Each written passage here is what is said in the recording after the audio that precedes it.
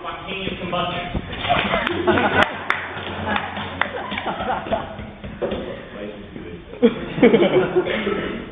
It's an honor to be here today, receiving the Nobel Prize for Chemistry for my work demonstrating the effects of gasoline on fire. I've always been interested in, well, fire in general. It goes back to a rather traumatic event several years back. See, I used to have a problem with spontaneous combustion. Life would be fine, I'd just be going about my business, think everything is good, everything is fine, and suddenly I was on fire. Really made elementary school difficult.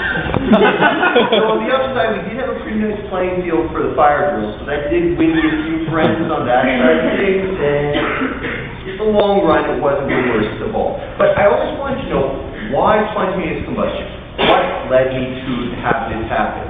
Then one day I started thinking, maybe it isn't quite so spontaneous after all. Maybe playing outside that gas station for 8 hours every night is doing something. Which led me to think, gasoline, fire. What happens if I put the two together? The next topic is underwater colonies. The result was they burned. Now, what we discovered is that if you add gasoline to fire, you get a bigger fire. It hurts. Now, the practical application of this knowledge is where things get really interesting. Because you see, one more interesting discovery, fire doesn't burn underwater. So, there's a simple solution to solving problems of spontaneous combustion as well as any other fire-related issue. I'm sure the homeowners insurance people will be very proud of this idea as well.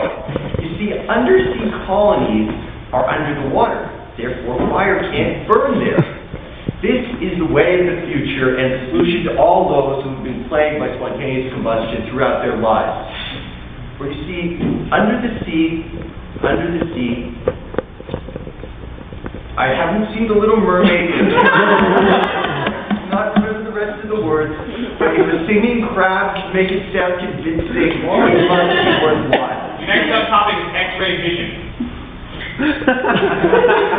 Now, of course, how did I discover the effects of gasoline on fire without further explaining? Yeah, I know. I had to go for it. My problem with spontaneous combustion. Well, you see, it involved using an ultra-dense lead case, about 12 inches thick. I don't understand the imperial measurement system. I apologize. Now, the problem, of course, is being able to observe what was going on. Thus, I made use of an interesting power that came alongside playing out beside a gas tank for 8 hours a day for several dozen years. It may also have been connected with living between a nuclear plant and a garbage dump, but in fact, it's different for future scientists to determine. The important thing was that my abilities using X-ray vision allowed me to observe what happens when gasoline is added to fire, leading to this wonderful breakthrough which has brought me before you today. We'll all be better off under the sea.